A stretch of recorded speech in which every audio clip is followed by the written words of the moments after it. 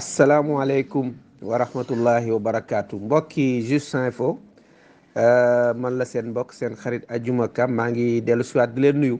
te di leen ziyaarewaat bu baax a baax a baax a baax di nuyu kilifa yu tedd yi nga xam ne ñoo ngi ci biir groupe bi yëpp nag bàyyiwuñu kenn ba ci ñun ñi nga xam ne ñoo ci gën a féete suuf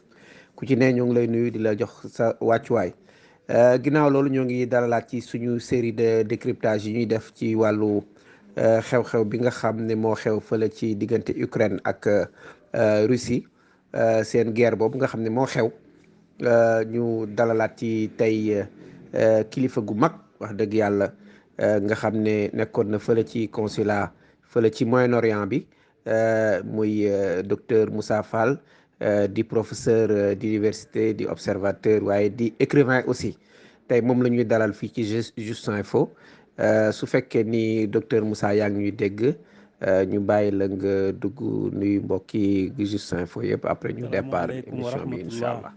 waaw oustaz Aljuma na nga def ñu ngi lay ziar di ziar mbokki waa Juste Info yëpp di rafetlu bu baax a baax dalal gi ngeen ñu defal tey pour ñu jàngaat rek mbir yi Ukraine boobu ñuy dégg fan yi ak Russie. jërëjëf docteur Moussa Fall ci dellu si bi nga dellu si fii ci Juste Info fas yéene defaat ak ñun émission xam naa ni question bi may dellu siwaat mooy ku nekk xam na ni yow jàngalekat nga professeur d'université nga ku nekk xam na ni aussi gëstukat nga xeltukat nga macha allah bindkat nga léegi dañu bëggoon ci tënk nga defal ñu historique rappel historique li nga xam ne réew yi nga xam ne mooy diggante Ukraine ak Russie nga wax ñu seeni histoire naka la demee. oustaz Aljuma effectivement pour ñu comprendre situation actuelle bi ci diggante xeex bi nga xam ni moo dox tey diggante Russie ak Ukraine dina baax ñu dellu ginnaaw tuuti ci histoire comme ni nga ko waxee relation ñaari dëkk yi suñ mënee wax sax ñaari dëkk est-ce que sax du woon benn parce que xam ngeen ni Union soviétique lu jiitu muy nekk Union soviétique Russie la tuddoon Russie donc bokk na ci empire yi gën a yàgg ci àddina bi xam ngeen ko yi gën a yàgg ci àddina bi ci la bokk et que ci début siècle bi ñu génn ci mois d'octobre 1917 ci la révolution bolchevique boobu am nga xam ni communistes yi ñoo ko amal mu di fa ñu njëkk a amee état presque ci àddina bi bien que communisme sax mu nga juddoo fële ca Europe ci ñoom Karl Marx ak ñooñu côté Allemagne ak yu demee noonu mais boobu temps yëpp théorie la woon mais état bi ko njëkk a appliqué def révolution tëral ko ci wàllu communisme moom mooy effectivement Russie ñu tudde ko révolution bolchevique mu amoon ci 1917 révolution boobu bi mu amee donc yitim ci xalaatu communisme ak ci xalaatu empereur yi daan am toujours muy jéem a yaatal boppam di yaatal boppam bu ma waxee yaatal boppam mooy di jël ay dëkk yi ko wër di par force presque wala xeex wala leneen en tout cas ba dugal leen ba créer li ñuy wax URSS Union des républiques socialistes yooyu nga xam ni effectivement moom mooy li doon représenter communisme nekkoon nag benn pôle bu rëy bu jàkkaarloog Amérique saa yu ñuy wax ñaari pôle yooyu loolu la woon dëkk yu bari foofu donc nekk ñoo xam ne mujj nañu nekk ci suufu Union soviétique boobu Union soviétique donc ñi ngi ko créé bien que révolution 1917 la mais ñi ngi créé Union soviétique en 1922 ci Lénine toujours donc léegi mu tudd mu nekk fédération comme ni ñu ko xamee xam ni dafa boole ay états yu bëree bëri loolu donc créé wu ci loolu nag ci état yooyu nga xam ne ñoo créé Union soviétique boobu di wax ni Ukraine moom presque c'est une création ci format bi mu nekkee nii création purement russe purement Union soviétique surtout Lénine la ñu jàpp ni moo ko créé parce que moo ko dëgëral ba pare aussi jël ci suufu lu demee ni ay Pologne suufu yeneen dëkk yi ko jege woon doolil ko parce que dafa amoon aussi benn communauté boo xam ne ay russe lañu comme ni nga xamante ni di làkk-làkku russe nekk même ña fa ne c'est-à-dire xeetu russe amoon na foofu ci biir Ukraine d'abord moom moo faciliteel sax li nga xam ni dinañ ko gis ci kanam donc kon moo tax Poutine buy wax day wax carrément que Ukraine est une création de Lénine wala boog création russe mais moom day insister ci ne presque Lénine moo ko créé donc noonu la ñu créé Ukraine mu nekk kon benn état ci yeneen état yu bëree bëri li ñu doon tuddee état de l'Est yi nga xam ni ñoom ñoo composé woon effectivement Union soviétique bi ñu demee nag ba ci Union soviétique éclaté wu c'est-à-dire taanu communisme comme ni ñu koy waxee ci en 1900 donc 71 91 ci la Ukraine déclaré wu ni am na indépendance am génn na ci Union soviétique war a am état boppam bu autonome comme yeneen état yu bëri yi nga xam ni ñoom ngeen xam Tchécoslovaquie ay Azerbaïdjan ay yeneen état yu bëree bëri yoo xam ni ñoo nekkoon li ñuy tuddee bloc de l'Est donc ci condition yooyu kon la Ukraine amee indépendance sam donc pour gàttal kon dañ naan Ukraine nekkoon na une partie intégrante ci Union soviétique et que biir Ukraine aussi am na fa ay ñoo xam ni russe lañu ñu même làkk bi la ñuy làkk même xeet wi lañu et que seen histoire politique ñaari dëkk yi ñoo ànd ñoo dend ñoo nekkandoo toujours ba pare ñu am aussi ay frontières loolu xëy na lañ doon jërëjëf docteur Moussa Fall ci leeral yu am solo yooyu macha allah vraiment rappel historique bi am na solo lool ci ñu xam démbu Ukraine ak démbu Russie naka la tëddee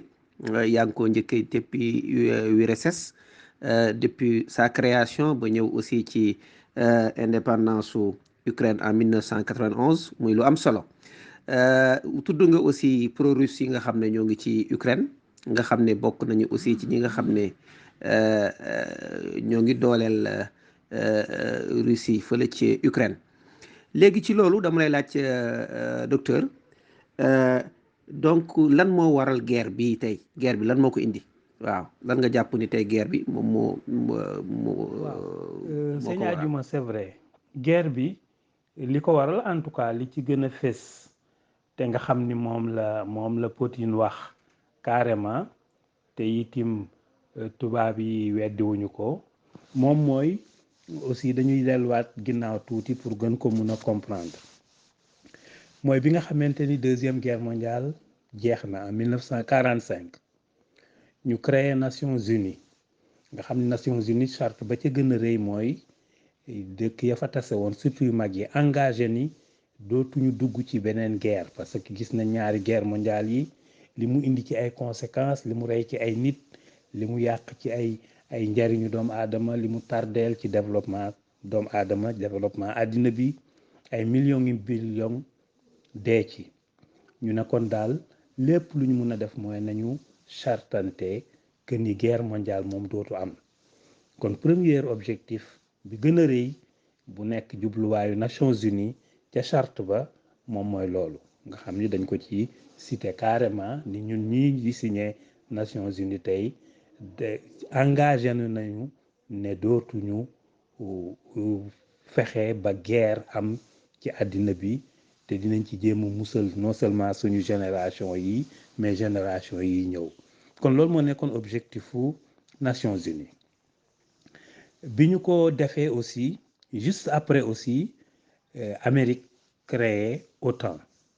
donc benn groupe la boo xam ni itim moom li ko yitteeloon dans un premier temps mooy wàllu sécurité c'est-à-dire ñu assurer sécurité yenn pays européens yi parce que xam ngeen bu leen fàtte ni guerre bale Allemagne moo presque moo nekkoon ci beneen pôle bi dal ci kaw dëkk yu bari ci France ci Angleterre ci yeneen ak yeneen américains yi ñëw donc jàppale leen ba génne leen ci même Russie bi tey ba ñu génne ci tubaab yi ci xeex bu metti boobu leen Hitler defoon léegi kon ñu boole ci ni léegi nag dañuy créer OTAN nag donc comme ni ma la wax benn xelf la boo xam ni dafa d'accord ni dañuy jàppalante ci suñu biir ci wàllu armement c'est-à-dire ci wàllu sécurité loolu moo nekkoon base bi bien que yokk nañ ko par la suite dugal ci yeneen domaine mais li ci ëpp solo moom mooy Amérique daf ci jublu woon ni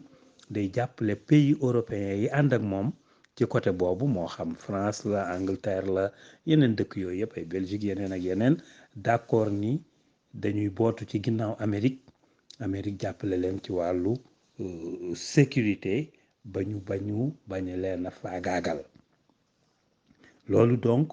mooy source création xam ni presque kon ñoom ñi ñu mun a jàppe seen ay adversaire potentiel adversaire wala seen ay ennemi moom mooy Russie boobu Union soviétique moment boobu moom mooy Chine ci aussi ci jamono yépp ak nag yeneen pays yeneen yi nga xam ni dañu xaw a jege ci ligne boobu ñoo nekkoon kon seen ay presque ay ennemis wala bokk ay adversaire léegi bi ñu créé OTAN Russie yitim signé ak ñoom laa la wax et ça c'est important signé ak américains yi wala ak OTAN d'une façon générale beneen pacte moom mooy Russie dañu leen moom du nangu kon dëkk yi sës ci moom direct nga xam ni ginnaaw toolam lañu lu demee ni surtout Ukraine ak yeneen dëkk yu ndaw yooyu duñu dugg ci Union européenne duñu dugg ci OTAN parce que li muy daw mooy problème sécurité mooy posé wu te loolu la Amérique aussi doon daw ci problème mu Cuba bi nga xamante ni Union soviétique dugg nañ Cuba je veux dire que Union soviétique Cuba avec Fidel Castro jël nañu idéologie communiste léegi ubbil seen buntu Union soviétique américains yi dañu bañ ba embargo leen pendant presque 60 ans xam ngeen ni ñi ngi mujj juboowaat ci jamonoy nu mu tuddati jamonoy président bi jiitu président noir bi nga xam ni moo jiitu kii wala ka ko jiitu maa ngi fàtte turam donc le jeune président noir boobu moom moo presque defaraat relation yi entre Amérique ak Cuba kon loolu Amérique doon bañ ci Cuba ni mënul accepter Cuba ni mu jëmee ak jege Amérique ñuy accepter ay base russe di fa am ay base militaire di fa am ñu mun di xam mbiri Amérique c'est la même chose loolu la effectivement Russie bañ ci wàllu Ukraine ba d'accordoon signé woon nag autant que ni Ukraine du dugg autant du dugg aussi ci Union européenne parce que su xasee ba dugg Union européenne day nekk membre d'office ci OTAN te bu nekkee membre d'office ci OTAN dina permettre américains yi ñu mun fa am base mun fa am lépp kon mani la kon signé woon nañ loolu entre OTAN te buñ nee OTAN kon Amérique Sud moo ci ëpp solo ak Russie bu yàgg ba léegi mais dañu remarqué nag ci temps yi an yii ci ginnaaw que ni OTAN je veux dire Union européenne ñi ngi def tout pour dugal Ukraine ci Union européenne et dugal ko aussi ci OTAN Russie yàgg na leen a artu ci loolu ni leen du ko nangu jamais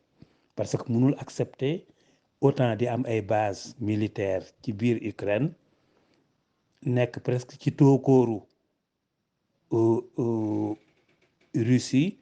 di non seulement di am seen ay information mais bu leen bëggoon frapper day yomb parce que nga jugee sa lancer benn roquette mu jugee États-Unis wala mu jugee fële même ca Golfe ba jëm si Russe mais nga sànnee ko OTAN moo gën a yomb du traverser dara du mat sax 1000 kilomètres pour dugg biir Russe ñoom ñu nekkoon loolu problème mu sécurité duñ ko mus a nangu Poutine yàgg na si sérieusement di leen ci artu léegi nag malheureusement Union européenne mi ngi doon continuer di jéem a fexe nu muy gën a amee ay éléments am ay nitam ci biir pouvoiru Ukraine ñi fa jaar ñëpp depuis 2014 après coup d'état bi donc di fa jéem a dugal seen ay éléments ci pouvoir bi ñoom it ñuy insister di fas yéene ànd ci loolu nag Poutine moom bi mu demee ba gis ni waxtaan na ci ak ñoom ay yoon ak autorité yi nga xam ni ñoom ñoo nekk biir Ukraine ci gouvernement bi ak itim waa Union européenne kenn respecté wul ci li ñu engagé woon léegi nag moom mu problème mu politique la rek moom it mu renforcer amoon na fa ay Russes comme ni ma la wax ñaari pays yoo xam ni yu am doole lañ wala ay région yu am doole lañ mais presque ay Russes ñoo fa ëpp ñooñu itim jekki-jekki def seen rébellion déclaré ni dañuy génn ci Ukraine séparatiste lañu dañuy créer seen ay état bopp ñu xëy benn bés defe naa le 21 février bi passé Poutine déclaré ni moom reconnaître na ñaari état yooyu et que comme reconnaître na leen et que ñoom d'accord nañu aussi liggéeyandoo ak Russe mu déployé fa ay militaires am noonu la déployé fa la ñu déparé ba xeex bi gis ngeen ko mujj yitim Poutine jàpp ni léegi non seulement day jàppale ñaari état yooyu woote nekk ay séparatistes mais état yooyu aussi comme ñi ngi xeex gouvernement central ba bu Ukraine bañ ñi ñoom duñu génn xeex ba tàkk Russie profité ci moom it yabal ay armèm pour que ñu wax duñu doyati sax ci séparatistes yi génn mais ñuy dal maintenant ci kaw état central bi nga xam ni moom mooy bu Ukraine bi gouvernement bi pour que néewal leen doole daaneel leen pour que Union soviétique maintenant mun a récupérer waat Ukraine pour assurer sécurité am digganteem quand même ak occidentaux yi kon xam naa ci bu gàtt aussi loolu la ñuy tontu ci li sabab xeex bi kon daal li sabab xeex bi mooy amoon na ay accord diggante Russie ak OTAN ci ne dinañ bàyyi ay zone tampon c'est-à-dire diggante place yi nga xam ni réew yi wër Union soviétique jege ko nekk digganteem ak Europe yooyu duñu bàyyi mu dugg ci Union européenne parce que bu duggee ci Union européenne Amérique am na possibilité ñëw def fa seen base militaire te kon à tout moment mun nañ leen attaquer wala ñuy jot seen secret loolu lañ dul accepter malheureusement Ukraine moom commencé di ànd ak occidentaux yi ci loolu tax donc Russie attaqué leen te itam noonu la ko clairement gouvernement russe expliqué. jërëjëf docteur Moussa Fall ci leeral yu am solo yooyu nga ñu indil fii ci Juste Info ginnaaw loolu docteur Moussa kon est-ce que jaratul léegi est-ce que nit léegi warul tiit ci est-ce que ci troisième guerre mondiale est-ce que ñoom maanaam jëm ci troisième guerre mondiale parce que gis naa ku mel ni léegi ci capture d'écran yooyu ñu def noonu ci France 24 mel na ni ñoo ngi wax ni daal Poutine daal mel na ni kuy taal ay machine am yi nga xam ne ñoom ñoo yor wàllum nucléaire loolu moom loolu ñu ciy wax incha allah. bon situation bi moom fi mu toll jar na tiit parce que addina bi déjà nature am léegi ni mu def mooy dafa duggante ci wàllu yëpp ci wàllu économie ci wàllu sécurité ci wàllu environnement de telle sorte que wàllu communication de telle sorte que ni mu daan am nga xam ni lenn mun na xew fii ba ay ati at waa Guinée sax duñ ko yëg wala waa Mali waxantuma la waa Inde wala ñeneen loolu moom mun a nekkatul kon ci wàllu communication dafa am développement bu jéggi dayoo mais ci wàllu environnement ak ci wàllu sécurité parce que léegi dëkk yi aussi sécurité bi nekkatul loo xam ni ku nekk da ngay mun a assurer sa sécurité bopp rek bu ko defee am jàmm mais léegi sa sécurité bopp mais sécurité sa zone sa sécurité aussi ay partenaires parce que lu ci laal loolu laal la beneen bi moom mooy armement yi aussi aujourd'hui dafa jéggi dayoo ci sophistiqué parce que dañ la naan par exemple armement yi nga xam ni Russie génne na ko tey yu terrible lañ yoo xam ni mun na dox ay 10 000 kilomètres 10 000 kilomètres donc 10 000 kilomètres xam ngeen ni loolu dafa bëri mun na commencer Sénégal fii ba dépassé bu baax même dem ci pays européens yi nga xam ne ay pays du nord lañ donc lu gudd la nekkatul lu ndaw kon effectivement y a de quoi quand même nit ñi tiit. waaw Oustaz Juma bon situation bi moom fi mu toll jar na tiit parce que addina bi déjà nature am léegi ni mu def mooy dafa duggante ci wàllu yëpp ci wàllu économie ci wàllu sécurité ci wàllu environnement de telle sorte que wàllu communication de telle sorte que ni mu daan am nga xam ni lenn mun na xew fii ba ay ati at waa Guinée sax duñ ko yëg wala waa Mali waxantuma la waa Inde wala ñeneen loolu moom mun a nekkatul kon ci wàllu communication dafa am développement bu jéggi dayoo mais ci wàllu environnement ak ci wàllu sécurité parce que léegi dëkk yi aussi sécurité bi nekkatul loo xam ni ku nekk da ngay mun a assurer sa sécurité bopp rek bu ko defee am jàmm mais léegi sa sécurité bopp mais sécurité sa zone sa sécurité aussi ay partenaires parce que lu ci laal loolu laal la beneen bi moom mooy armement yi aussi aujourd'hui dafa jéggi dayoo ci sophistiqué parce que dañ la naan par exemple armement yi nga xam ni Russie génne na ko tey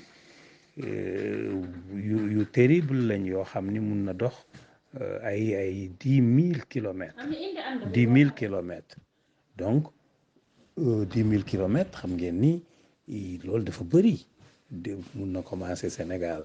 fii ba dépassé bu baax même dem ci pays européens yi nga xam ne ay pays du nord lañ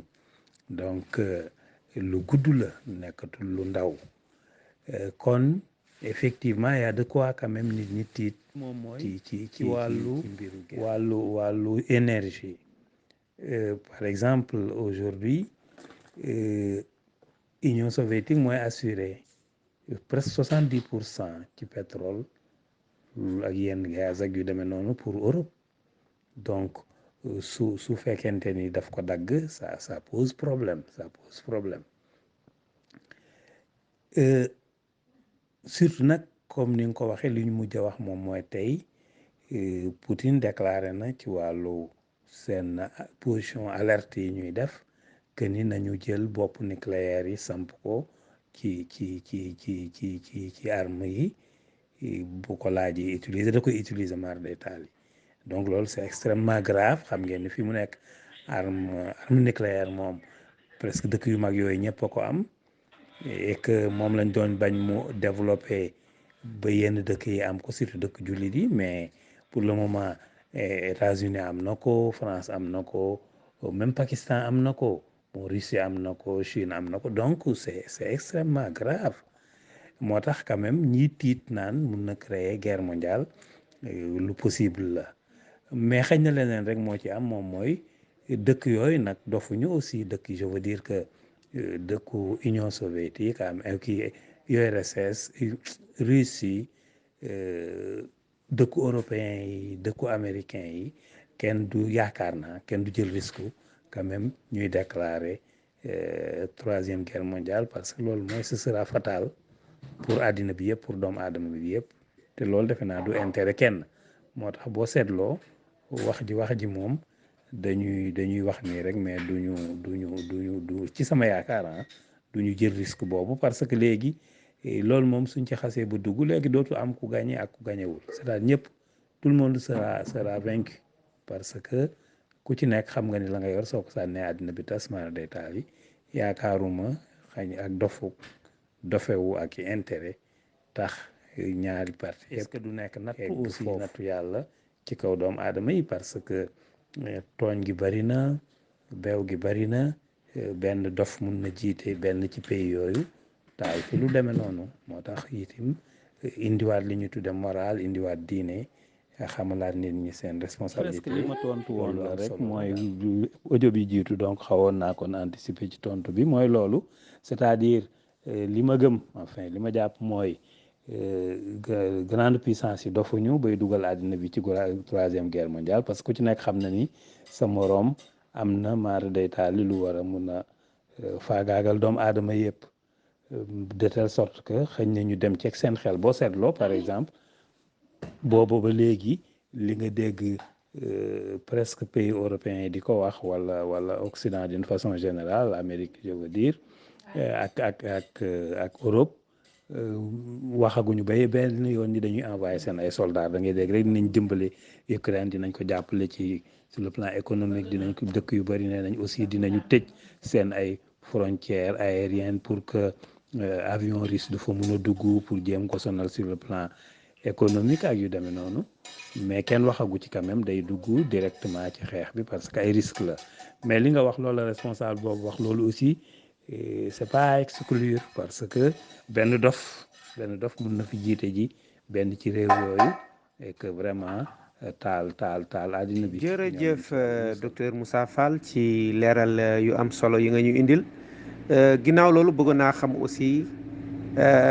ku mel ni président bu Turquie mooy Erdogan moom ban rôle la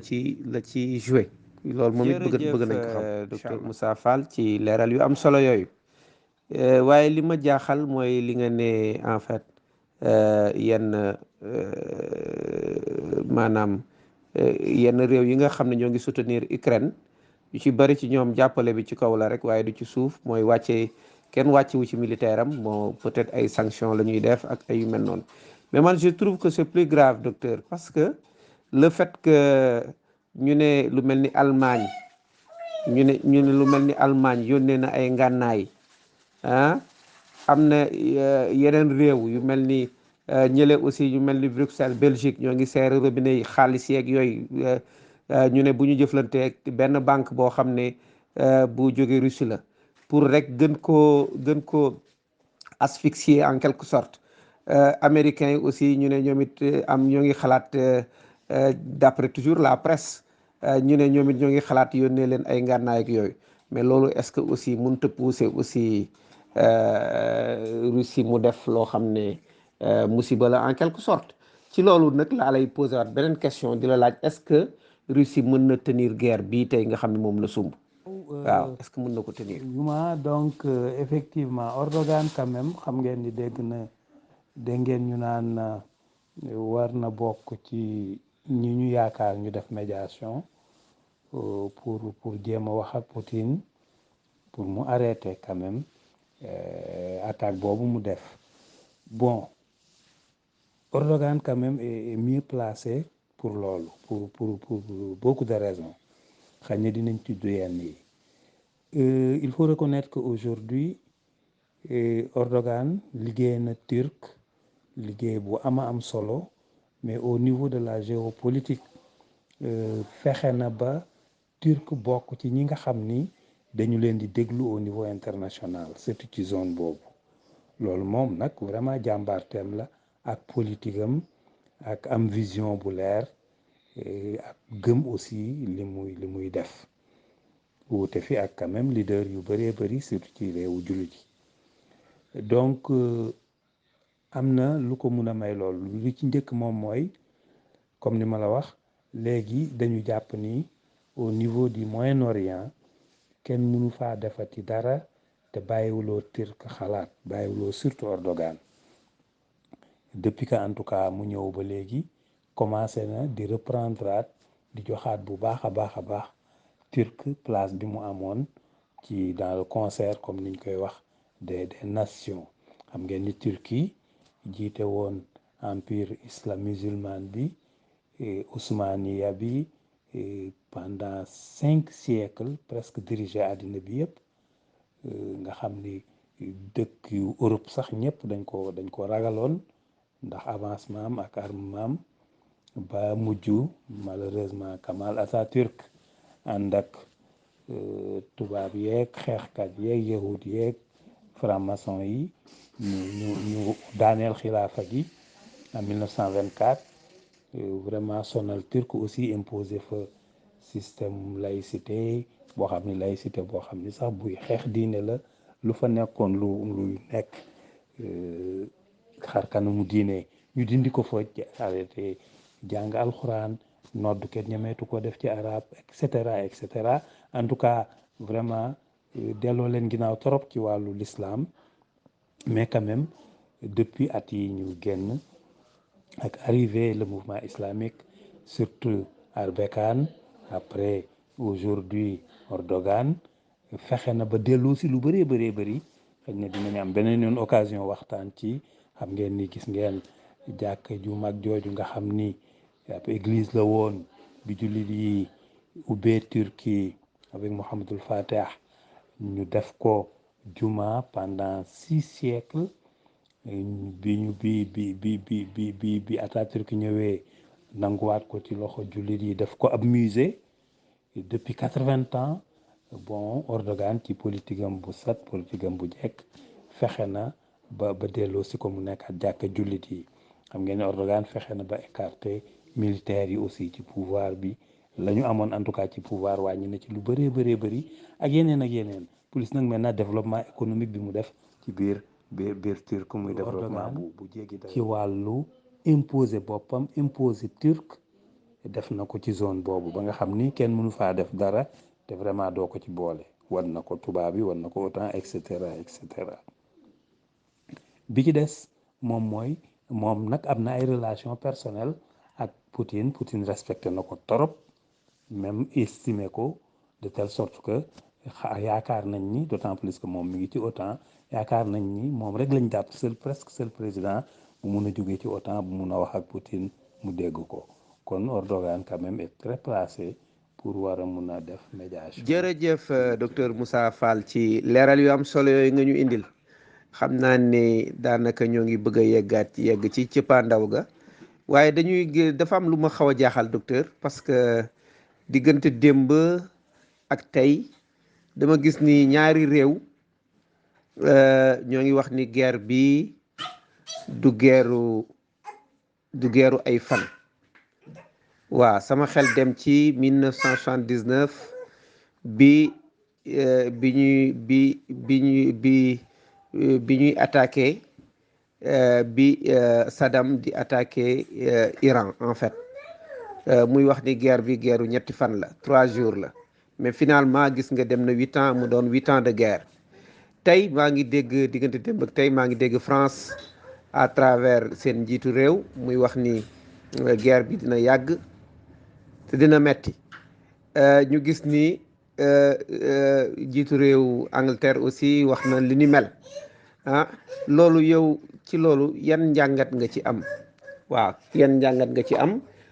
nga waxaale ñu aussi lan mooy rôle aussi réewu jullit ñi aussi ci guerre bi. bu ñu fàtte quand même lu am solo mooy Russie c'est pas la première fois muy dund ci ay sanctions wala embargo. Toujours États-Unis dañuy def embargo ci yu bëri mais Corée du Nord mi ngi dund ci embargo Iran mi ngi dund ci embargo te yooyu boo leen nattalee seen gànnaay ak seen économie ak Russie egguñu ko fii Russie donc dafa am ñetti éléments yoo xam ni aujourd'hui mooy déterminer force nation yi surtout ci wàllu xeex moom mooy sur le plan militaire, le plan économique et le plan culturel, c'est-à-dire scientifique. Et ñett yooyu da ngay gis ni Russie fi mu nekk bu ci rawul ñeneen ñi day yem ak ñoom aujourd'hui ñëpp d'accord nañ ni sur le plan économique vraiment États-Unis rawee ko lu bëri d'autant plus que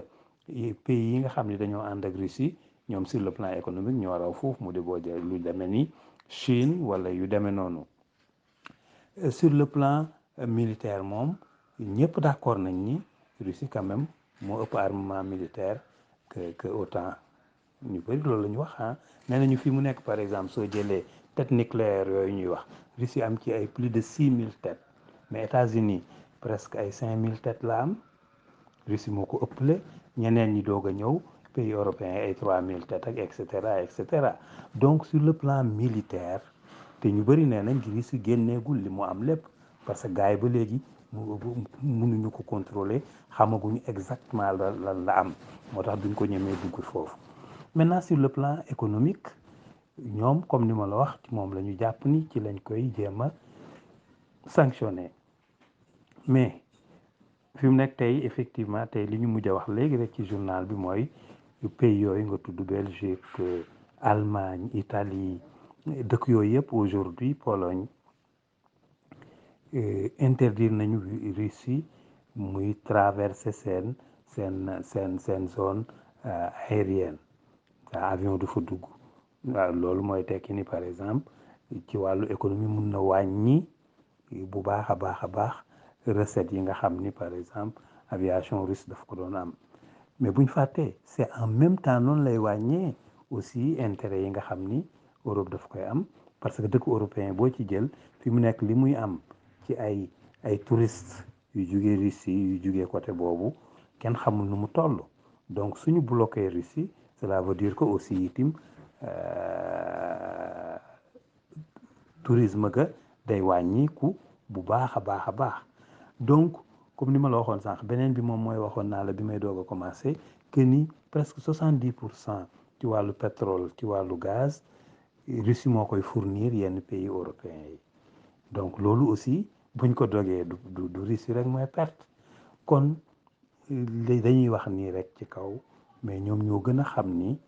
duñu li ma gëm ba léegi mooy duñu nangoo engagé parce que li Russie def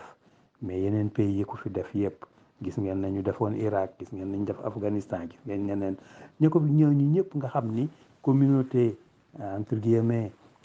internationale surtout Nations Unies yooyu dañ leen a condamné mais ñooñu ñëpp dañoo xëy rek dal ci seen kaw Nations Unies joxe ay résolution ñu dal ci seen kaw mais ba léegi ñeme wuñ koo def Russie kon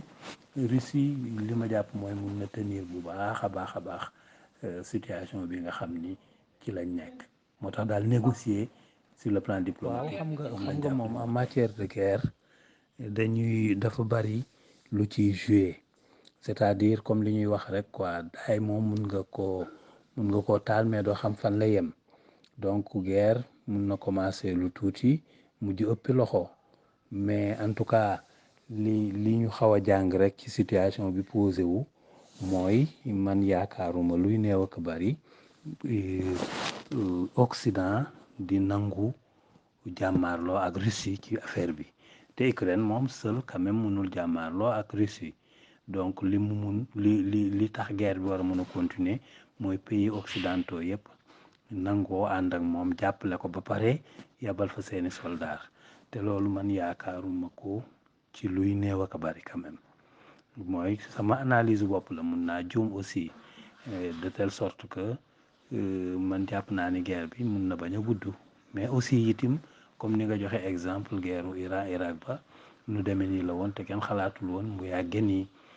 Afghanistan c'était la même chose mais fii itim nag man damay jàpp rek ni conditions yi wuute na mun na am guerre bi du yàgg mun nañu commencer parce que déjà tey ñu ngi commencer dugg ci négociation yi mais vraiment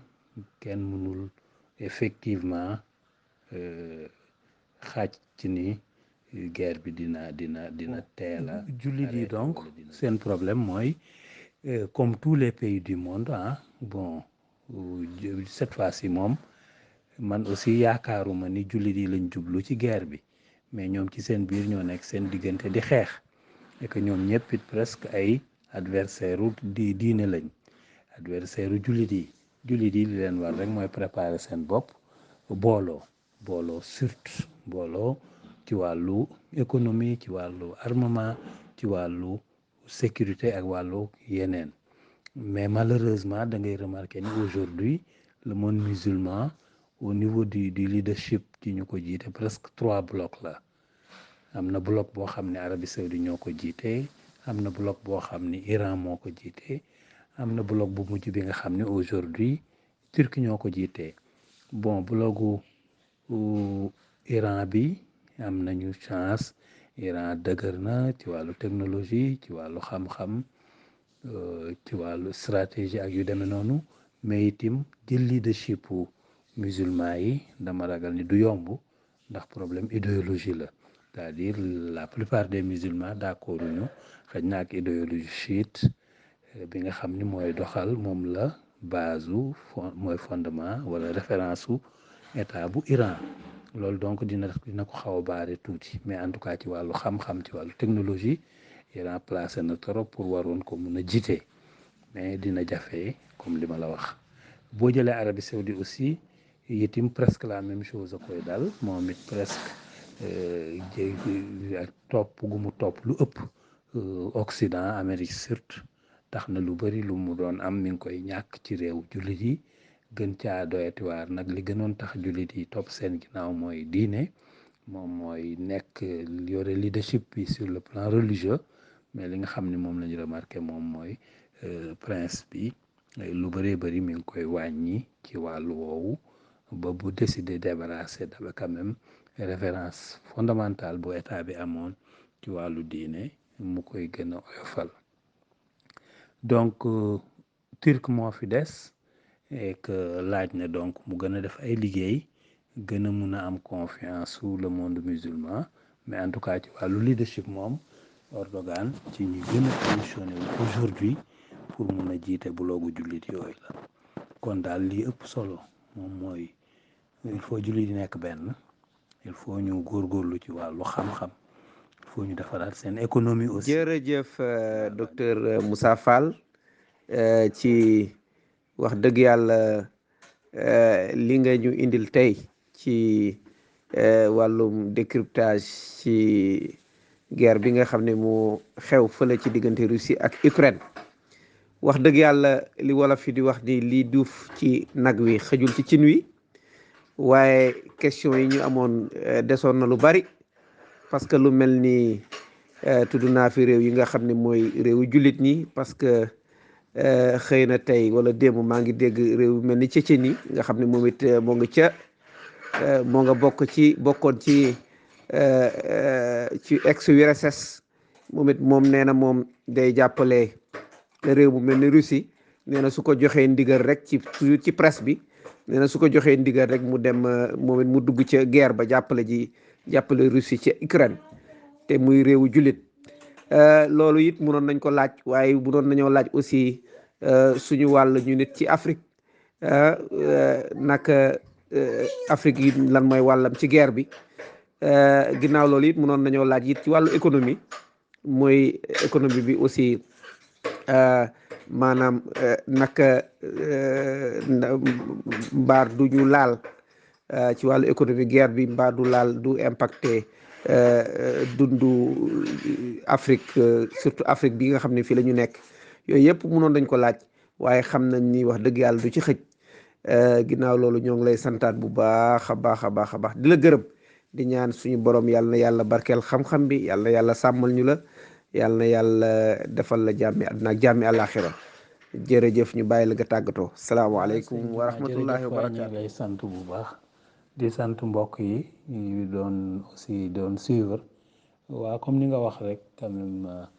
xëy na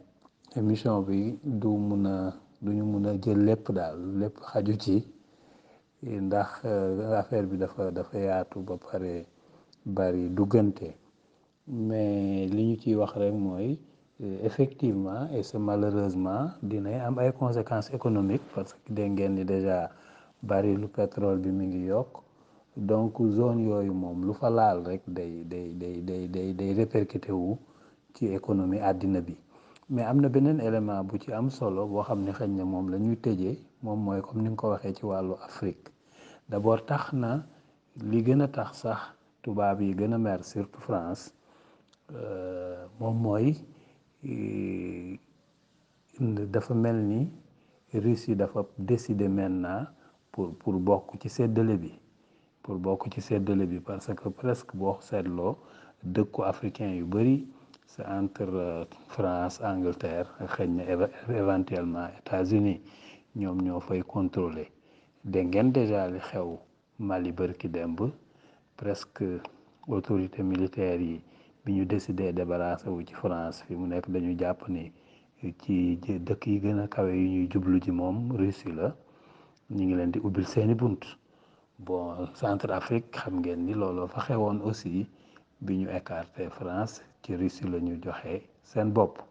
loolu aussi dafa mel ni dafay gën a yaatu parce que ñoom it dafa mel ni dañoo bugg a imposer wu waat ci Afrique looloot bi yeneen type de relation yu heurté lay am xëy na diggante africain yi ak tubaab yi mais dina changer lu bari aussi ci wàllu géopolitique ci région bi xëy na dinañ am possibilité yeneen ti bés del si ci incha allah ñu ngi sant bu baax mbokk yi intervenir yëpp di sant aljuma bu baax ci initiative bi maa ngi gis sama turandoo léegi Moussa ñu maa ngi koy ziar bu baax Moussa Ndiaye defe naa moom la médecin bi maa ngi koy ziar bu baax jërëjëf waay